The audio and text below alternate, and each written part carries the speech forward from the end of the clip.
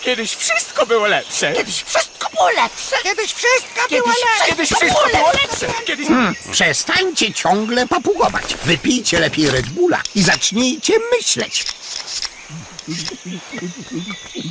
Od kiedy to ty dyktujesz, co mamy robić? No właśnie, nie będziesz nam rozkazywać. Teraz mamy moc.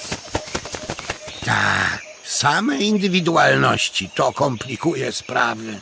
Red Bull doda ci skrzydeł.